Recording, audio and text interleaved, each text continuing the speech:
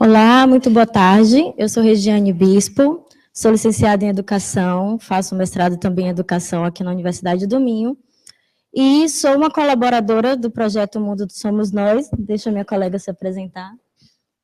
Boa tarde a todos. E eu sou Andréa Lins, também licenciada em Educação, fiz mestrado aqui na Universidade do Minho e hoje faço doutoramento, também em Educação.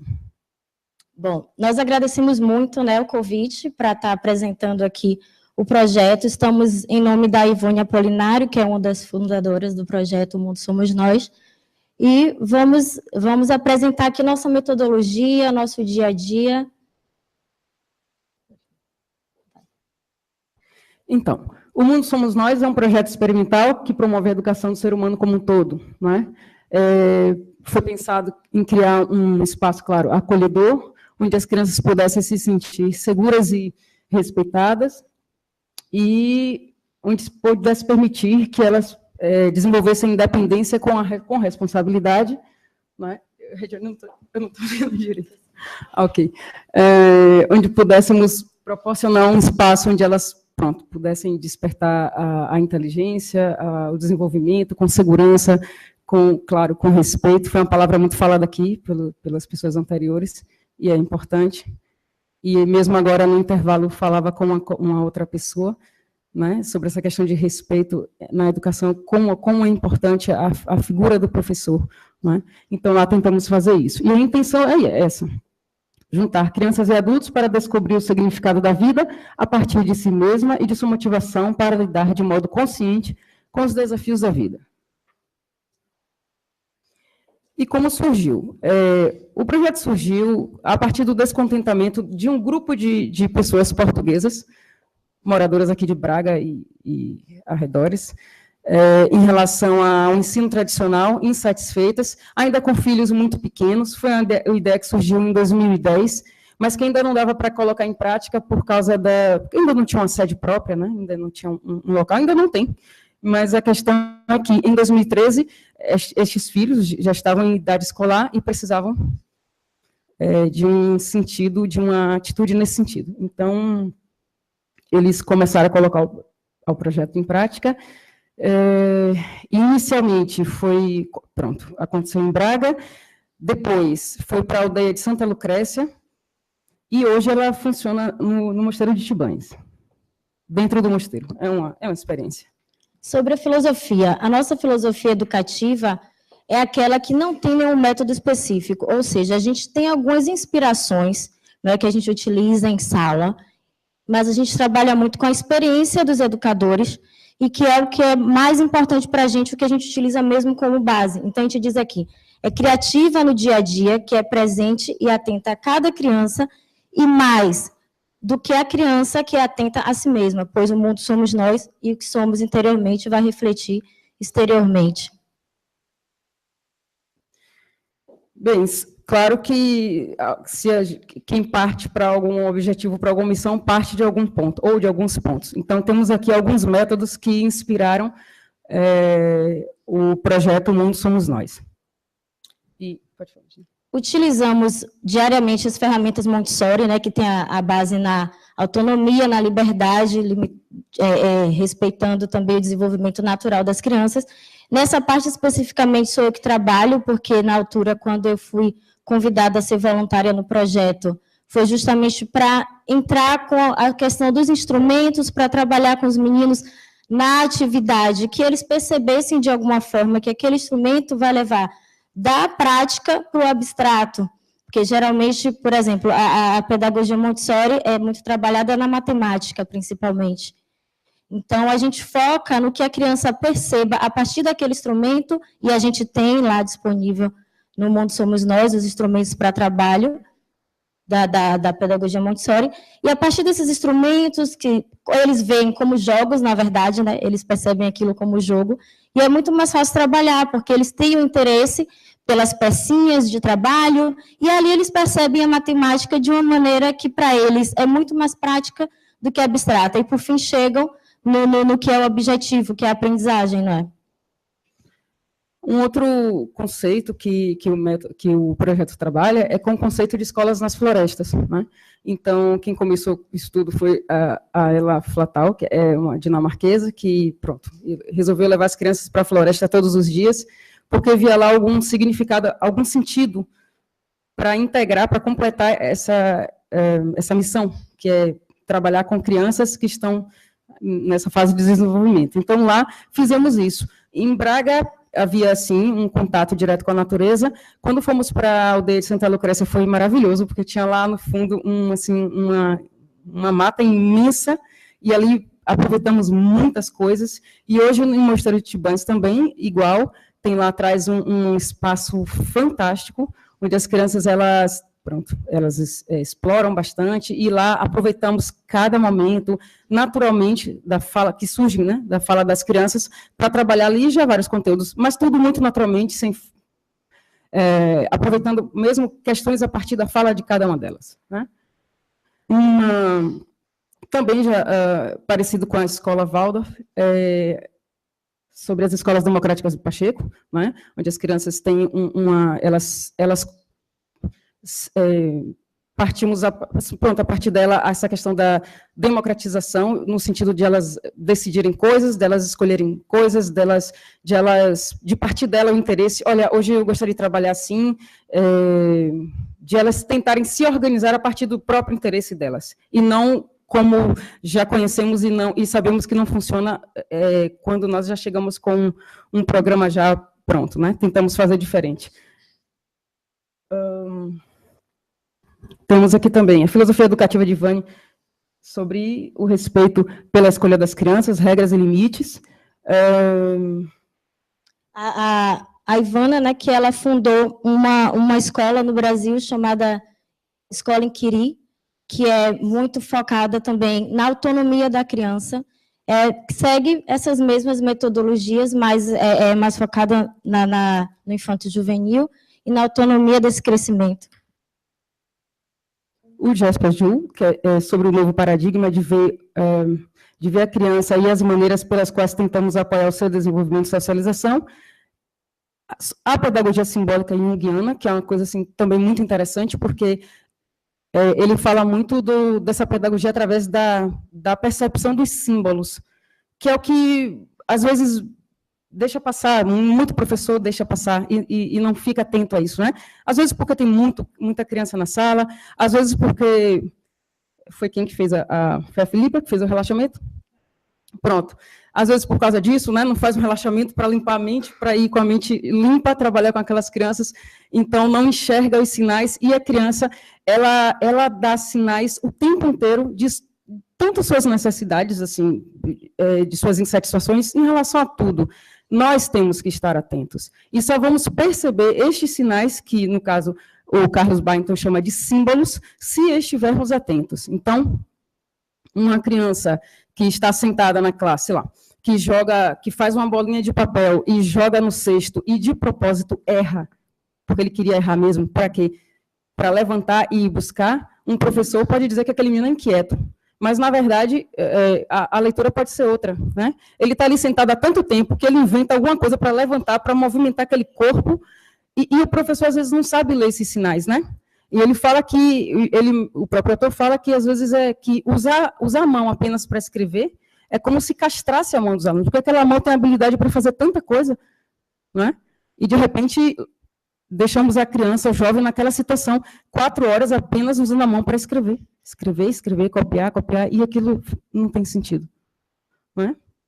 E a experiência dos nossos colaboradores também, todos nós, que acho que é uma coisa bonita no projeto. Quando eu entrei, pronto, não me foi questionado tanta coisa, apesar de eu ter toda uma formação e uma experiência, mas eu achei interessante isso. Né? Gosta de criança? Tem vontade? Tem. Então, vamos lá experimentar. Então, acho isso também muito interessante. Ainda sobre essa questão do educador, das características do educador, a gente trabalha isso diariamente, então, como grupo, como pessoas que educam, a gente procura, entre si, ter esse contato, de ter uma noção, de olhar nossas vidas diárias, observar nossas atitudes, ou seja, não só eu, Regiane, Andréia, mas a Eliana também, que é uma das educadoras, os nossos oficineiros que estão lá com a gente diariamente. Então, assim, o contato é muito mútuo, então a gente se percebe muito quanto ao outro, a gente sinaliza, olha, isso aqui não está funcionando muito bem, então, se talvez a gente mudasse, vamos fazer de uma forma melhor, vamos tentar identificar os nossos erros, isso é feito diariamente. O reconhecimento, né, das nossas crenças, dos condicionamentos, admitir os erros, pedir desculpas também, porque é o que a gente passa para eles, é o que a gente transmite para as nossas crianças. Então, a gente também tenta trabalhar isso no nosso grupo. Então, quando uma criança que está bem, ela faz essas coisas todas aí, né? Ela tem energia inesgotável, criatividade, entusiasmo, coragem, de espírito de aventura, bom apetite, capacidade de fazer amigos facilmente, sono profundo e tranquilo. Todas essas coisas, uma criança que está bem, ela faz. Se ela deixa de fazer 2, 3 ou algumas coisas dessa listagem, é porque está na hora de parar para ver onde é que precisamos ajustar, o que é que precisamos fazer para que ela esteja ali integralmente, né? E a saúde é um fator importantíssimo em relação a isso. Achei interessante na fala anterior da apresentação da Silvia, ela ter dito isso, sobre a importância da alimentação. A alimentação é uma coisa que influencia 100% no nosso humor, no nosso comportamento, nas nossas atitudes, em tudo. Então, lá no projeto é assim também. Temos esse cuidado com a questão da alimentação, é biológica, e o que é interessante é que a parceria com os pais é uma coisa que funciona muito bem, e que é importante também. Por quê? Hoje, os pais o projeto quase todo está em Missão Açores. Todo mundo foi lá para os Açores e ficamos, eu e a Regiane, assumimos o projeto com 3 crianças, 4, né? Tem um aqui, pronto. 3 a 4 crianças, e mesmo estas crianças que ficaram não têm uma alimentação assim regular, macrobiótica, não tem, mas os pais tiveram cuidado de, mesmo com a maior parte estando fora, ou seja, não tendo aquela obrigação, eles tiveram cuidado de mandar essa alimentação ainda dentro, para que não mudasse, né? Então, ou seja, eles faziam um esforço, porque, na verdade, o projeto providencia toda essa alimentação, não são os pais, mas os pais que agora, nessa semana que os outros estão fora, assumiram essa responsabilidade e passaram a fazer igual para não destoar do projeto. Mais uma coisa que a gente costuma trabalhar sempre com os pequenos é a livre escolha. As crianças aprendem muito mais quando absorvem as informações que são deixadas livres. A criança é que melhor conhece as suas próprias necessidades, ou seja, na sala de aula, geralmente, apesar dos conteúdos que a gente pretende trabalhar naquele dia, a gente sempre deixa em aberto quais são os conteúdos que ele quer trabalhar. Ou seja, a gente deixa exposto, olha, temos para hoje esses jogos aqui, ou temos aqui essas atividades de pintura. Então, assim, eles percebem o que eles querem fazer e chegam para a gente e dizem, olha, Regiane, olha, Andréia, eu quero hoje trabalhar o jogo tal. E a gente seleciona aquilo e faz. E depois eles dizem, já não me apetece fazer isso, agora eu gostava de trabalhar outra coisa. E a gente vai sempre trabalhando em cima das necessidades que eles têm. Mas, claro, essa liberdade, como a gente pôs aqui, não significa uma liberdade para fazer o que quiser, sem regras. Ou seja, a gente sempre sabe o que é que deve ser trabalhado com eles, até porque a gente também percebe que a criança, por mais autônoma que seja, ela não pode ser deixada, né, necessariamente. Então, assim, a gente dá para eles essa liberdade, mas também mostra para eles como é que deve ser feito, ordena o que pode ser feito naquele dia, no outro dia, como, por exemplo, as oficinas. A gente tem as oficinas que são diariamente definidas já, a dança, a música, a gente vai falar um bocadinho mais para frente, e eles também já têm noção de que vão fazer, há dias que dizem que não apetece fazer aquela oficina, e a gente respeita, na outra semana eles já têm aquela aptidão, e já estão com bastante vontade de fazer, e aquilo funciona como eles preferem. Ainda sobre o interesse deles, a criança aprende melhor se tiver um ambiente estimulante. Estimulante simples, ordenado, aprendendo a fazer uma coisa de cada vez. A gente também deixa isso muito claro, porque, por exemplo, os jogos Montessori, que é uma coisa que eles têm disponível o tempo todo na sala, e que a qualquer momento que eles queiram trabalhar aquilo, eles podem pedir, pegar aquele material e trabalhar. Mas, por outro lado, temos 2 salas disponíveis. Então, assim, tem uma sala que é a sala do silêncio, então a gente sabe que, pronto, se eu vou trabalhar o material Montessori, aquelas peças vão fazer um bocado de barulho, então a gente já não vai na sala do silêncio, por quê?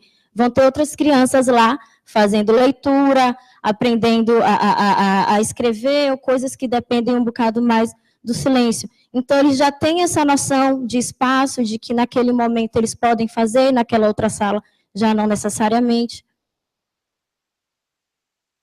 As recompensas. A melhor recompensa para a criança é ter conseguido aprender sozinha uma coisa nova, graças à sua curiosidade, à sua força de vontade. E a importância também de errar e de acertar sozinha. A gente também deixa isso muito claro, a gente não trabalha com uma noção de certo ou errado de forma alguma. Então, para eles vão sempre tentar fazer. E se a gente, que é educador, percebe que tem algo que não está a funcionar muito bem, a gente permite que aquela atividade seja realizada em dias diferentes, em situações diferentes, para que a própria criança se perceba que tem alguma coisa que não está a funcionar muito bem e que quando ela direciona para aquele funcionamento, aquilo vai dar certo, como, por exemplo, se estamos sempre a armar a gente tem uma torre, né, que a gente utiliza muito no material Montessori, que ela é com as medidas específicas e que aquilo só fica em pé se tiver cada pecinha específica no sítio certo. Então, a gente sabe que se pusermos uma peça que é muito grande e outra que é muito pequenina, não vai sustentar a maior. E eles fazem esse exercício, e só eles mesmos fazendo é que vão perceber que se pôr uma peça menor, aquilo não sustenta e cai. E no decorrer do período, eles vão fazendo isso, enfim, um exemplo, né? Sobre a avaliação. Ela é feita de forma sumativa, onde o que é avaliado é o avanço nas descobertas, ou seja, não temos testes, exames, nada parecido. Quando a gente fala de avaliação sumativa, é aquela avaliação que a gente sabe que ela acontece no decorrer do período. Ou seja, temos lá aquele ano letivo, não vamos avaliar a criança com base num teste, mas vamos ter uma noção do que ela aprendeu, do que ela não aprendeu, com base no dia a dia. E é assim que a gente passa para os pais, naquela conversa que a gente sempre tem quando eles chegam para trazer, quando vão embora. Então, a gente faz esse acompanhamento para que, assim também como os pais que fazem o ensino doméstico, percebam onde eles podem focar mais, onde eles percebem a dificuldade maior da criança.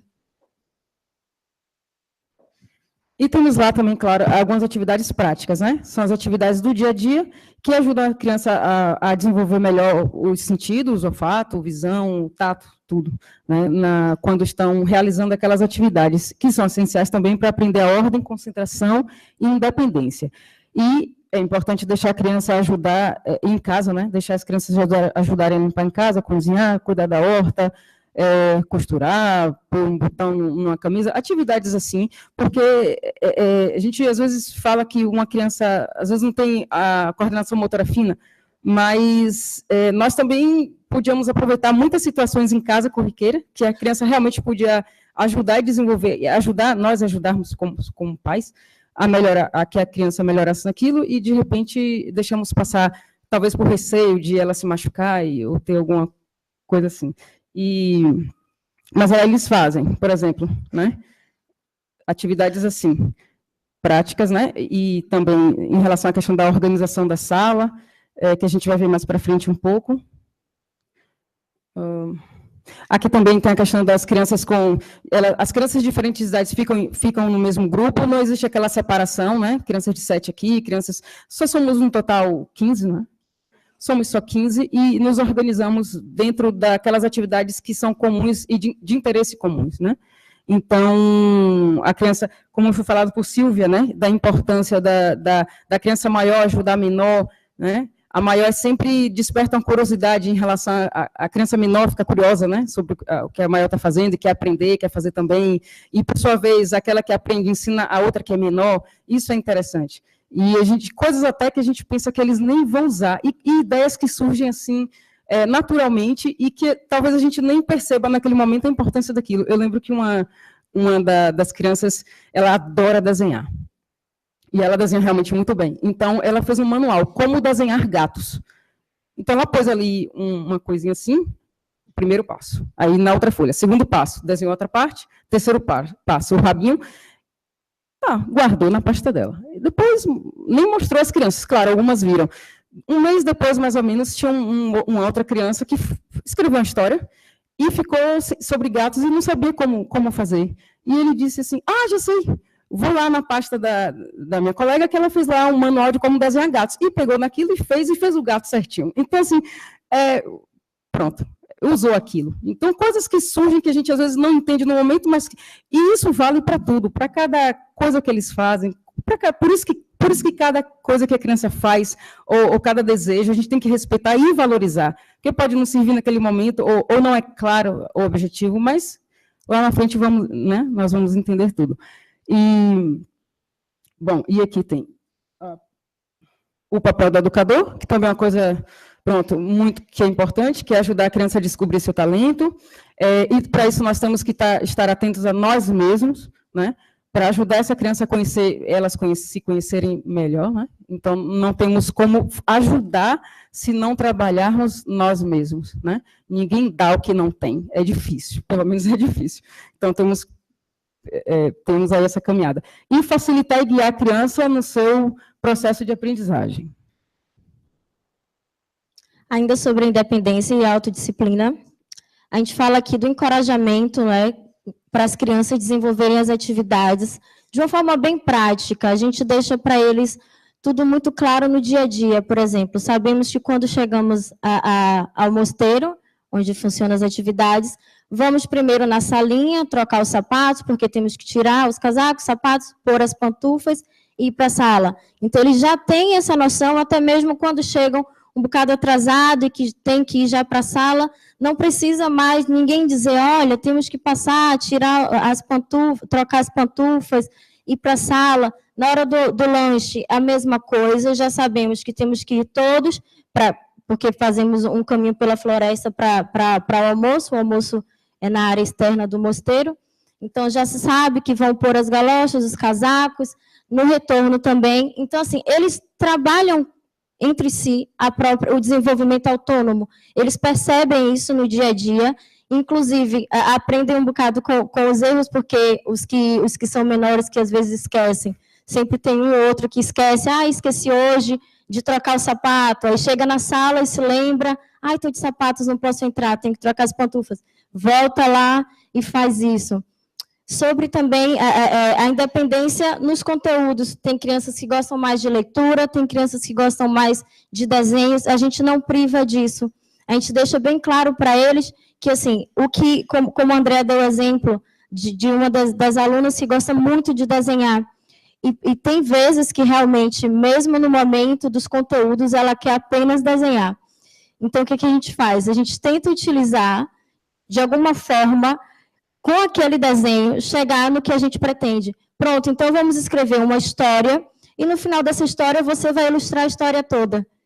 Então ela já acha interessante, eu vou ilustrar a história que eu escrevi. Então, com isso, ela já vai lá, escreve, e a gente já consegue trabalhar texto e leitura com ela. Mas antes ainda uma questão sobre isso da escolha deles, Jung fala mesmo isso, e Byington, né, sobre o respeito. Cada um funciona de um jeito. Tem criança que é tradicional, tem criança lá que a gente está fazendo uma coisa super dinâmica e pergunta, que horas é a tarefa? Que horas eu vou fazer fichas? Pergunta. Porque gosta do papel e do lápis e da borracha, gosta daquilo, de fazer. Tem criança não, que gosta mais de coisas concretas. Se não depende de idade, claro que quanto menor, mais vai preferir coisas, jogos e tal. Mas isso, às vezes, independe. Então, é saber fazer essa leitura, né? Cada criança funciona de um jeito, temos que saber como cada uma prefere aprender e caminhar de acordo com isso. Não é fácil, claro, ninguém disse que é. É difícil você...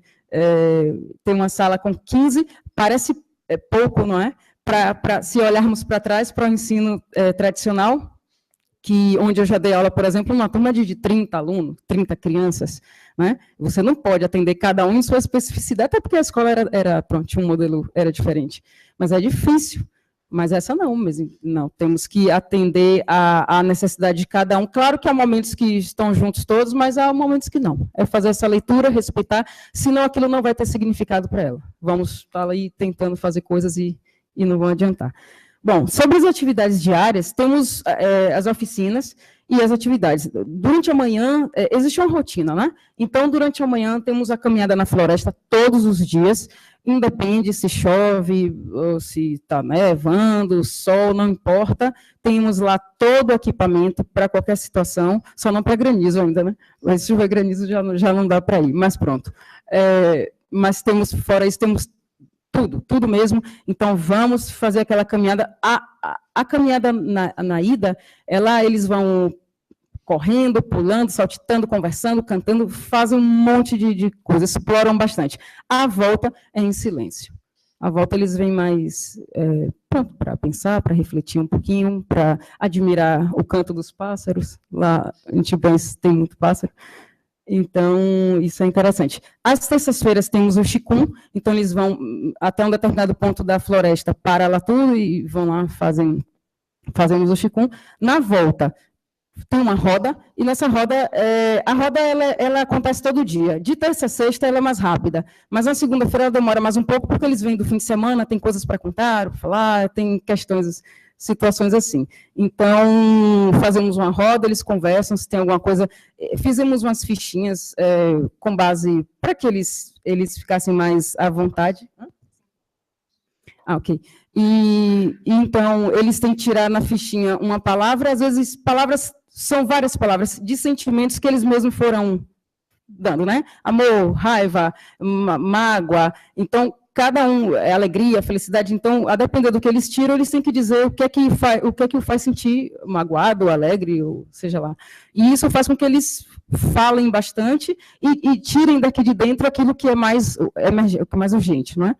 Bom, e depois disso, depois da roda, vamos para as atividades didáticas dos conteúdos do programa. Às quintas temos visita guiada, toda quinta alguém do mosteiro. O mosteiro tem uma equipe muito grande de educadores, e pronto, historiadores, engenheiros ambientais, então cada quinta é uma coisa diferente, eles vão lá na sala, pegam as crianças, ou dentro do mosteiro ou fora, faz uma aula bacana com as crianças. E pronto, no decorrer da semana, durante a manhã, também outros colaboradores, professores de biologia, de história, vários que colaboram com o projeto, vão lá e pronto, nos ajudam, contribuem de alguma forma. E a parte da tarde, a Regiane que fica. Na parte da tarde, que é onde eu atuo geralmente, nós, depois do almoço, vamos para um momento solo, então tem a parte de recreação, que é na parte externa do mosteiro, e depois temos um momento solo, que pode ser dentro da sala, eles escolhem o que fazer. Geralmente é entre 5 a 10 minutos, e pode-se ler, pode-se brincar, seja lá o que for, mas que seja sozinho, que seja em silêncio, porque também é um momento de reflexão. E temos as oficinas, que são diárias, então, um dia temos dança, no outro música, robótica, artes, e temos uma vez por mês a sobrevivência. E temos também, todas as sextas-feiras, a atividade no teatro, em Braga, que aí a sexta é sempre em Braga e não no mosteiro. Aqui temos algumas fotos que mostram as atividades que eles desenvolvem lá.